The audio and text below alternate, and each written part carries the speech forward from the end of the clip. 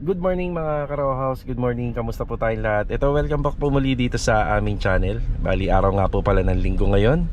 Bali, February 8. Yan, another day and another house improvement.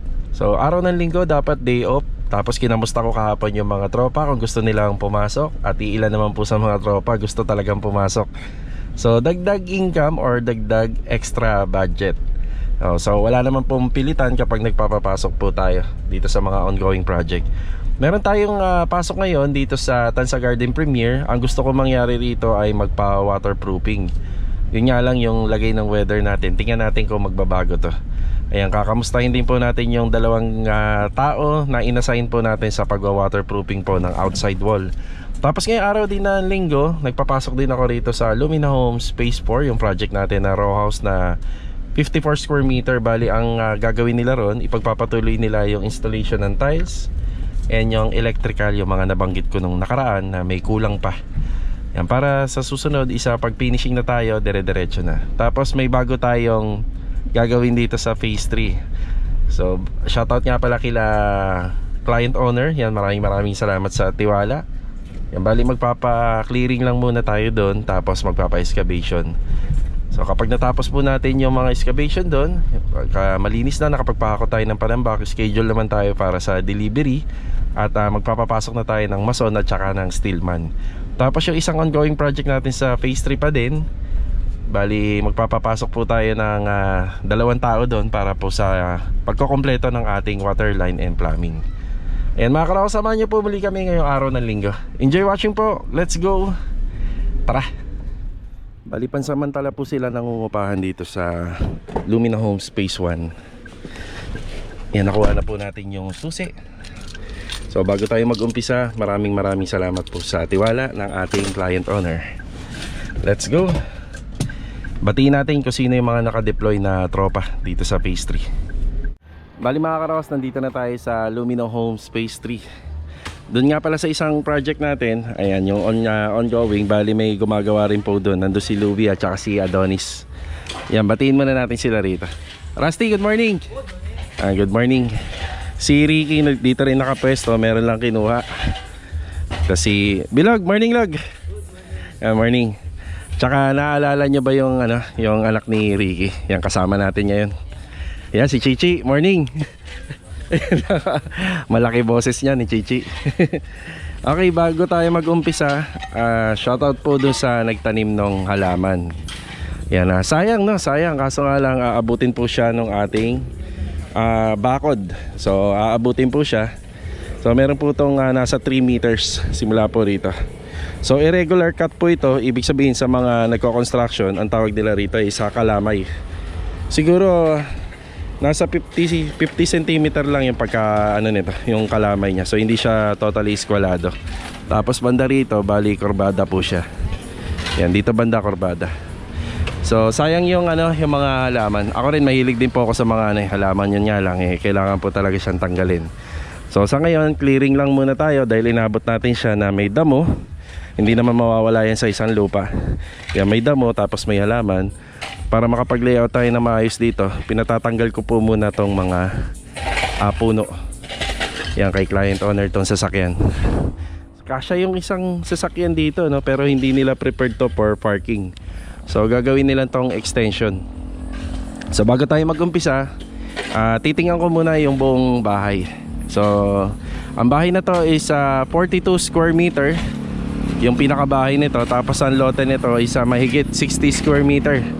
Yan, mahigit po, nasa 62 to 63 square meter yung lote niya. Tapos yung bahay nito medyo nabubulok na yung mga bubong dahil medyo matagal na rin tong bahay na to.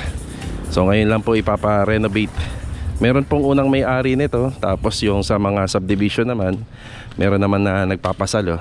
At isa yun sa kliyente natin ang nakakuha ng bahay na to. Yan, bali papagawa po nila sa amin. So ayun na yung tarpaulin natin for building permit. Tapos yung sticker natin nandito na.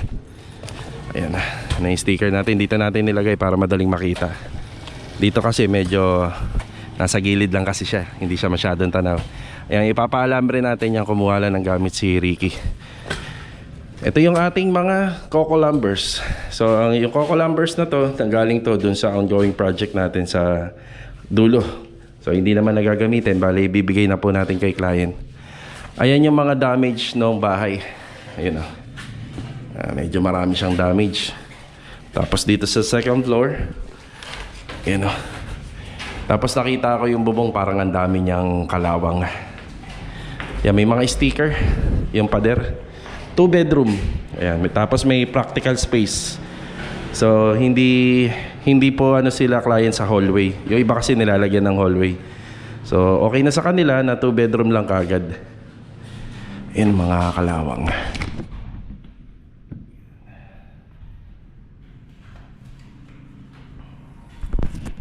Tapos ito yung sa extension.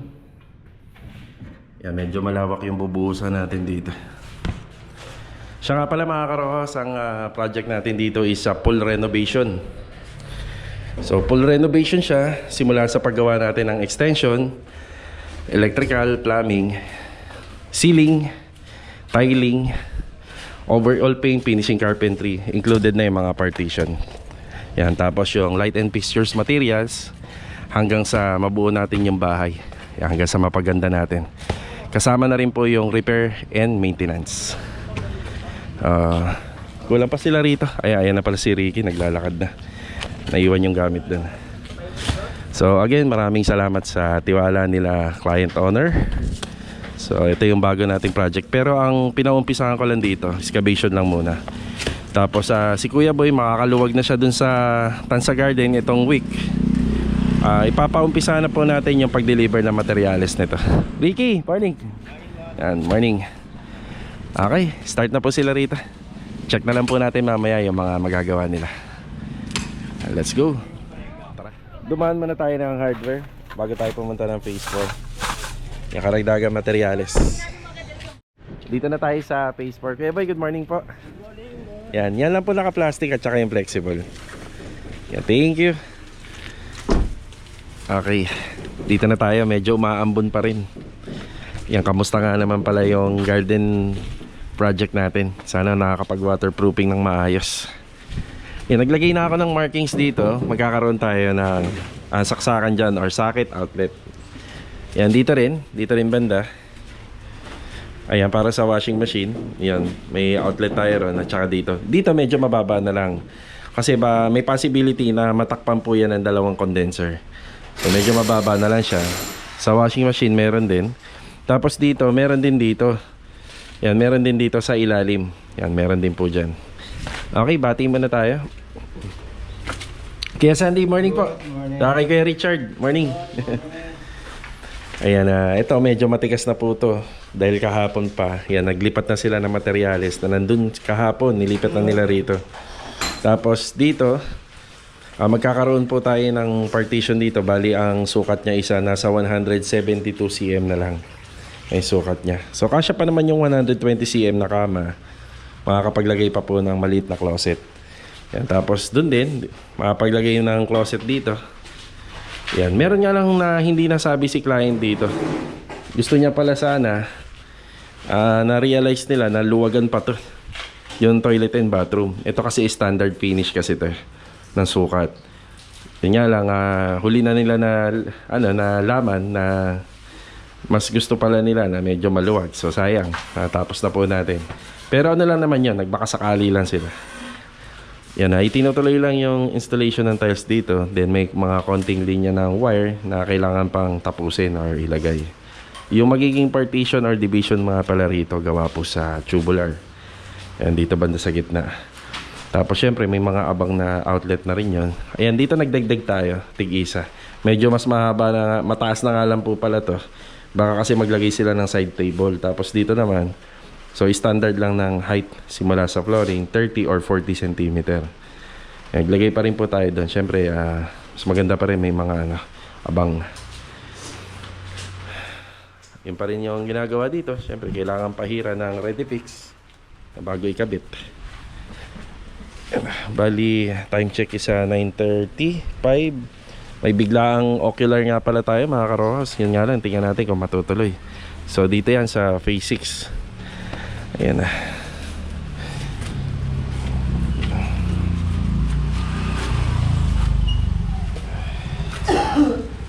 Yung purpose ng pag-aabang natin ng mga saksakan, so bali papansin nyo medyo mataas kasi yung mga ano lang naman po rito, bahay rito, medyo maiksi lang po yung pinakabubong niya. So naglalaro lang to sa mga 150 cm yung bubong niya. Tinaasan na lang natin. Syempre pa gusto nila maglagay ng CCTV, so at least meron na, may masasaksakan pa rin. Kahit doon meron din po tayo. So importante yung sa washing machine, syempre maglalagay sila ng automatic washing machine dyan. Importante yan. Ayun mga karos, yan lang po muna yung update natin dito sa project sa phase 4. Nako, mukhang lumalakas yung ambon.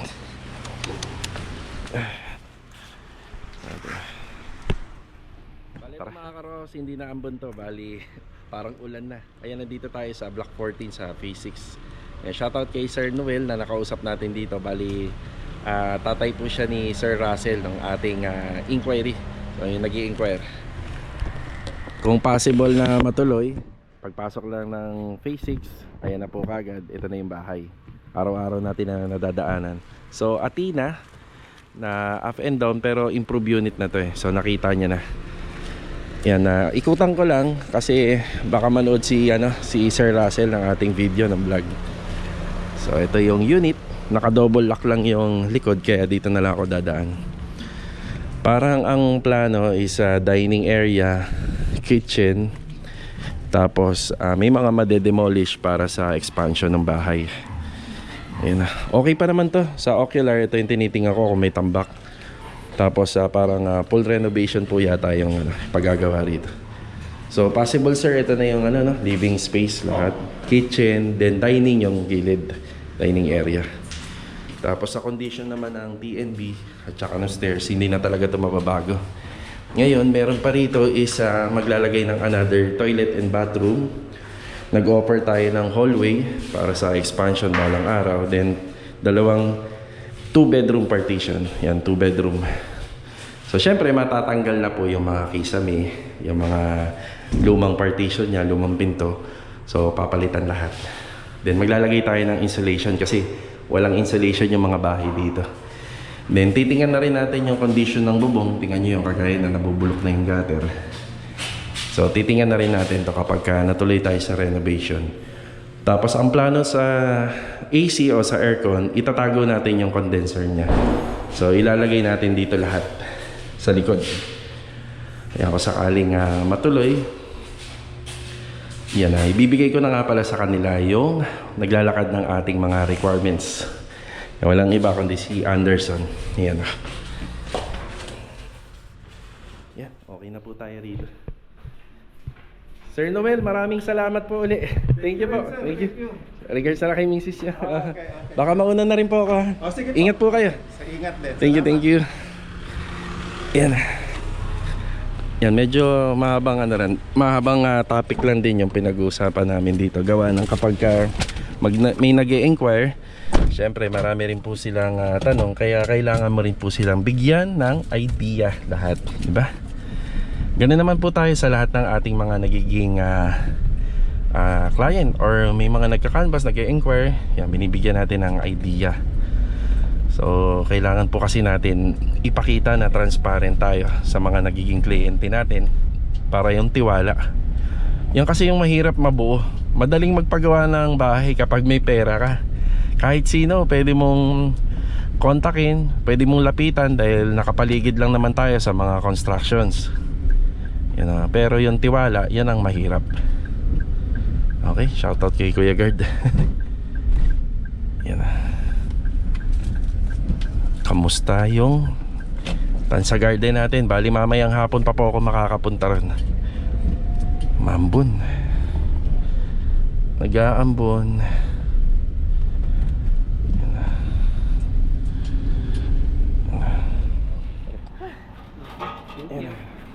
Nagpalit tayo ng sasakyan. Ginamit natin to si Mulong kasi hindi nagbabago yung weather nung natin dito, yung panahon natin. Ayan, bumili ako skim coat 10 tsaka liha. 20 lang, pwede na yan. Pang ngayong araw lang naman eh. Yan, feeling ko kasi Walang gagawin yung dalawa puro kasi wala pa tayong skim coat na materials doon. Ang assignment kasi natin sa Tansa Garden Premier Project ay magpa waterproofing, pero hindi nagbabago yung weather, ganyan pa rin, tatanghali na. Yan, sa garden tayo, let's go. Andito na tayo sa garden mga ka-Row-House. Yan, magandang araw nga pala kila client owner. Yan, halos pinturado na yung framing Bali, ang nangyari nga dito, nakikita nyo yung pinaka-ceiling.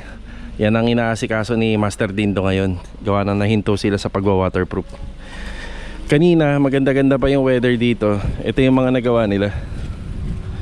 Ayan, nakapag-waterproofing na rito. Hindi pa nga lang talagang solid yung pagkaka-waterproof kasi nahinto nga.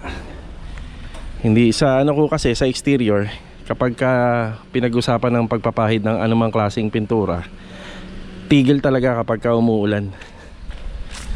Ayan. Syempre nagdala na ako ng skim coat at liha rito. Alternative ng trabaho nila kung sakaling mahinto.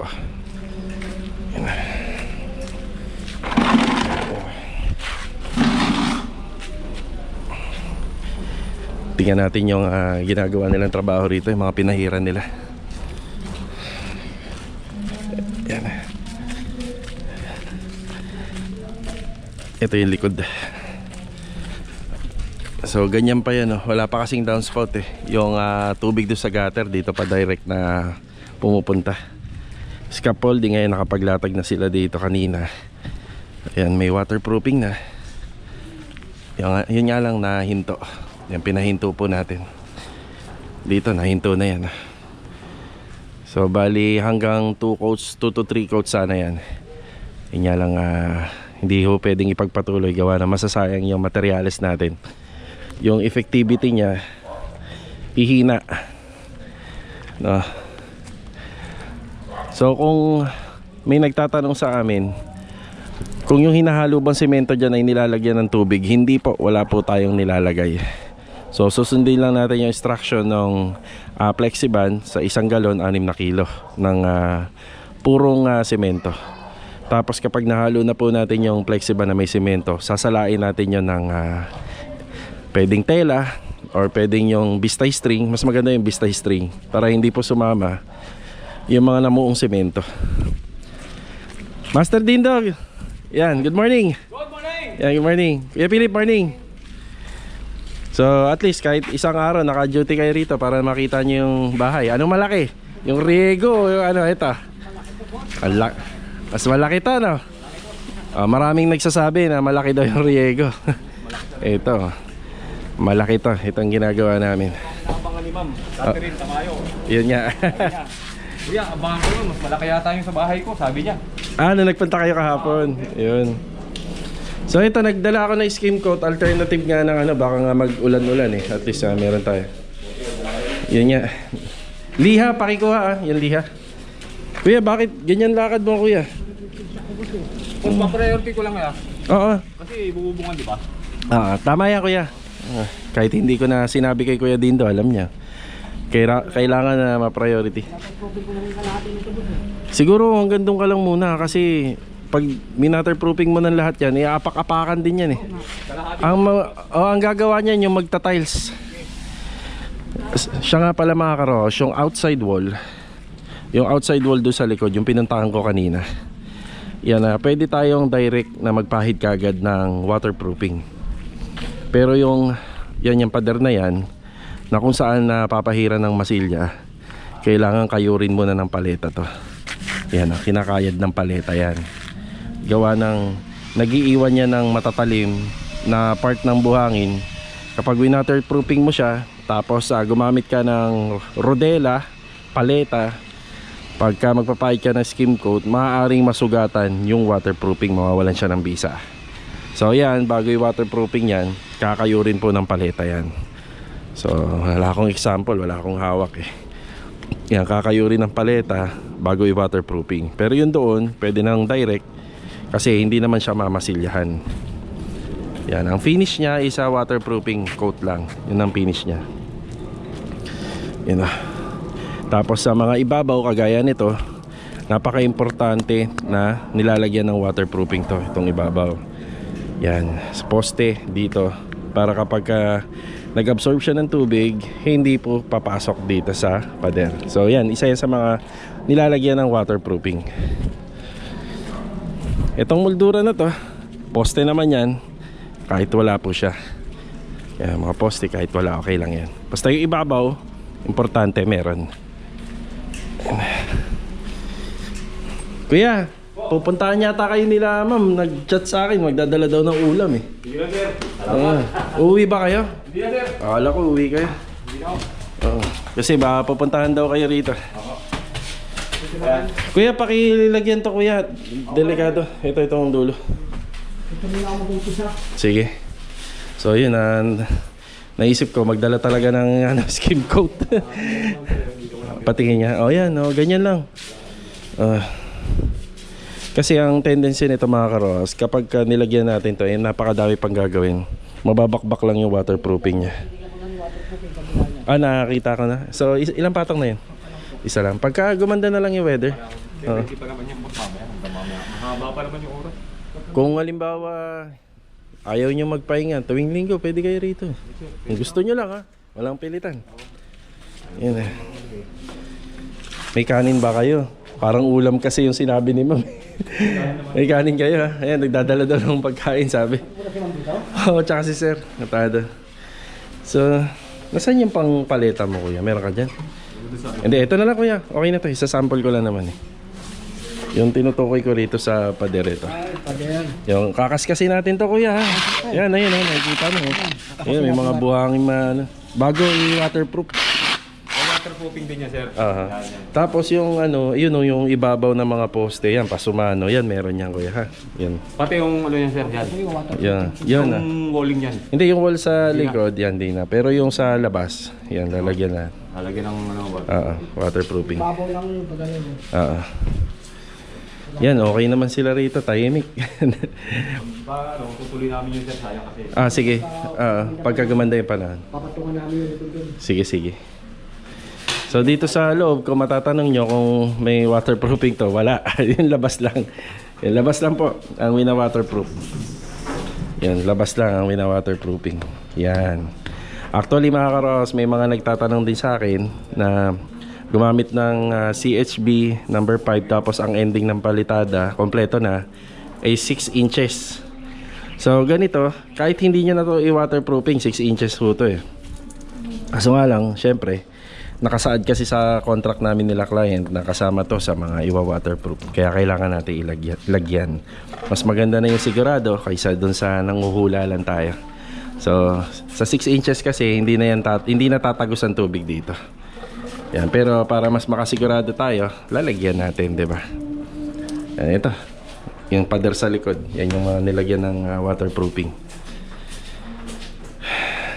Yan. Ginamitan mo ng anong niya kuya, ba't nagle-laser ka? Ginamit. Ito lang yan kuya. Ito. Siya nga pala, hindi na pala makakapunta sila client.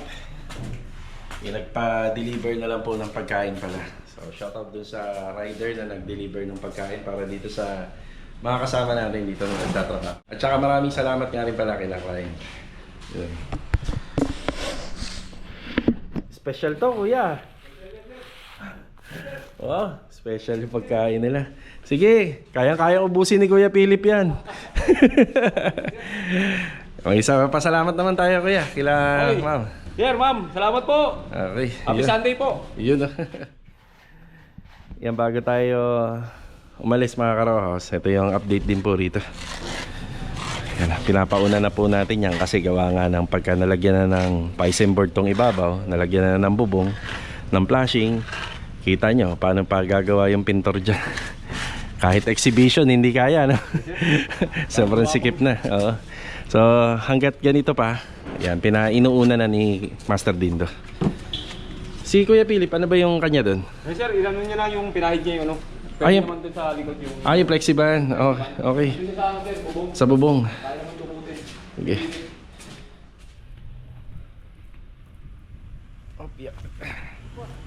Yun o. Yun pala si Kuya Philip. Andun. Sa pagpapahid po kasi ng roller, sa paggaganyan nakataas, kailangan matigas na po yung handle nya. So gumamit sila ng stick dito. Ang ginamit nila metal paring, yan matigas naman. Tapos para mas pulido, umakyat po siya dun sa ano. Kuya, idamay mo na yung flashing. Yan yung gilid. Sige, angat mo pa. Lahat yan. Pero ibabaw wag Oo, yan lahat. Yan. Medyo mukhang makalat lang. Kuya, yung kalat na lumuluha, hahabulin mo yan. O sige. Yan, medyo tumigil na kasi yung ambon eh. Tapos yung tinimpla kasing materyales, sayang. Kuya, maubos mo yung pagkain. Ang dami. Malakas pala kumain to si Kuya Philip. Yung ko lang nalaman, malakas kumain. So dito, sabi ko sa kanila, maglatag pa ng isang layer pa. Gawa ng yung pinapahid natin banda dyan sa may bandang taas sa gitna. Pag walang persa, so hindi rin masyadong makapit yung roller na merong solution ng waterproofing. So para mas pulido, yan, mas pulido yung kapit na kapit yun eh. Kaya umakyat na lang siya sa taas. Sa construction naman, kanya-kanyang diskarte yan. Ang importante, nagagawa natin ng maayos. Mag-ingat ka na lang dyan, kuya ha. 3 palapag yan. Yan. So yan na lang yung diskarte. Yan. Bali mga karos, okay na tayo dito sa Tansa Garden Premier Project. Yan syempre, buong araw po yung trabaho nila rito. Tapos nagpapasalamat din ako kila client owner. Yun sa abala. Yan, kapag ka masaya yung tropa, syempre masaya tayo. Okay, tara. Ayan mga karos, bali hapon na. Yan, bumalik tayo rito sa project natin sa phase 3. So ito na nga pala yung nagagawa nila. So pinagberienda muna natin yung tropa. Ayun o, merienda muna, wala na rito yung mga puno. Tapos ang total na hinuhukay nila rito sa column 1, 2, 3, 4, 5. Yan 5. Yan 5 po ito. Tapos yung iba, hindi pa kompleto yung lalim. So according sa plano is 1.2 by 1.2. So 120 by 120 cm. Ganun din doon sa dulo. Itong nakikita natin na to, yung pinakalababo niya, dapat pwede nang tanggalin yan. Yun nga lang, hindi kami makapag-chipping ganyan kasi linggo. So saka na po to. Baka sa susunod na pagbalik na lang po namin dito. According nga pala dun sa panambak, hindi naman po siya totally nakakalat dito sa kalsada. So schedule na lang natin to.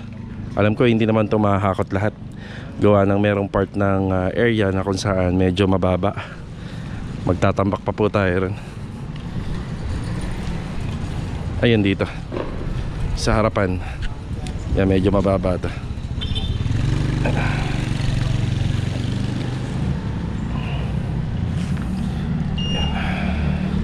Ang bala ko rito mga karohas, bukas magpapa-deliver ako ng materials dito. Yung kahit bakal lang, simento, hollow blocks at saka graba. Tapos siguro baka magpa-deliver na rin tayo ng buhangin. Ayan, bali ipapa-overtime ko po to araw-araw. Yan na, para may lang, may ma-prepared lang. Kasi unahin natin yung pinaka-poste. Yan, papabuhusan natin yung column. Pag naitayo po natin yan, papabuhusan natin lahat. Tapos diretso na tayo dun sa wall footing. Yan. Yan. Sa taas, sa gilid. Bali lahat po yan is 7 poste. Yan.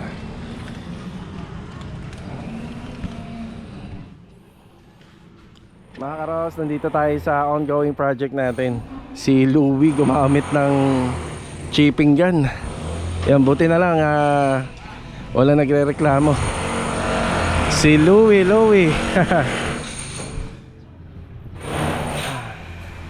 ito yung sitwasyon.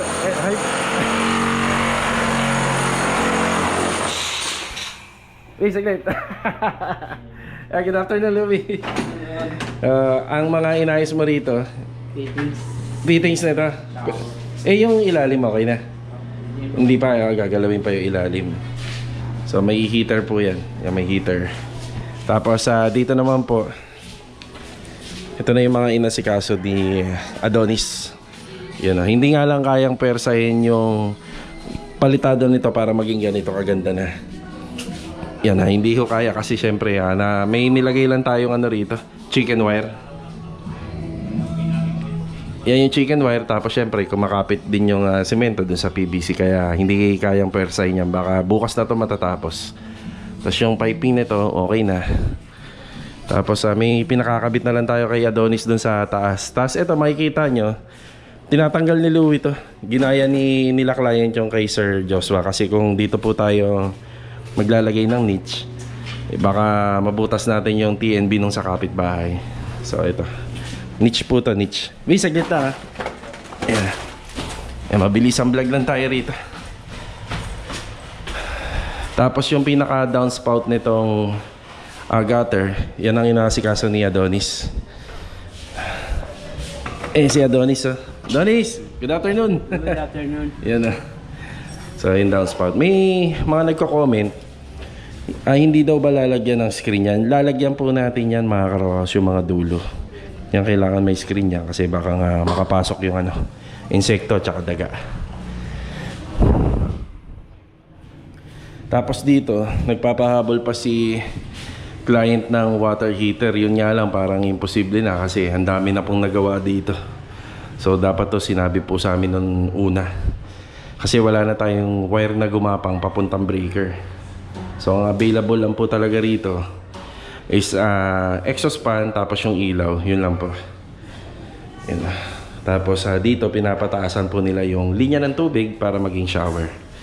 Yan, okay na tayo. Ayos na. Yan, tapusin na natin din yung vlog dito para may tuloy na ni Louie itong ginagawa niya na dito. Yeah. Gaby, pwede mo na ituloy. Alright. Tara. Okay, binalikan natin sila rito. Sir, morning po. Ay, morning. Afternoon pala. Sige. Ayan na. Shoutout po dun sa dumaan na naka-e-bike. So, itutuloy lang naman po nila to. Mga ilang minuto na lang naman at mag-uuwian na tayo. So, maganda yung weather natin kahit kanina umulan, umambon. Yan, maganda naman nung hapon na. So, ito yung mga lupa. Bali, bukas nga pala, ipapa-schedule ko na po to para sa hakot pa ng back. Kasi sa sa filing natin dito sa may stock file, hindi enough tong space na to para paglagyan ng materyales. O makakatulong din po yung area na yan para dyan mailagay yung mga materyales. Bali mga karawas, hanggang dito na lang po muna yung vlog natin ngayong araw po ng linggo. Maraming salamat po muli sa walang sawa niyo po suporta at palaging pagbisita dito po sa aming channel. So sa mga hindi pa nga po pala naka-subscribe mga karawas, please subscribe nyo na yan. Click nyo yung notification bell button para mapapanood nyo yung everyday na vlog natin tuwing alas 8 ng umaga. So, paano?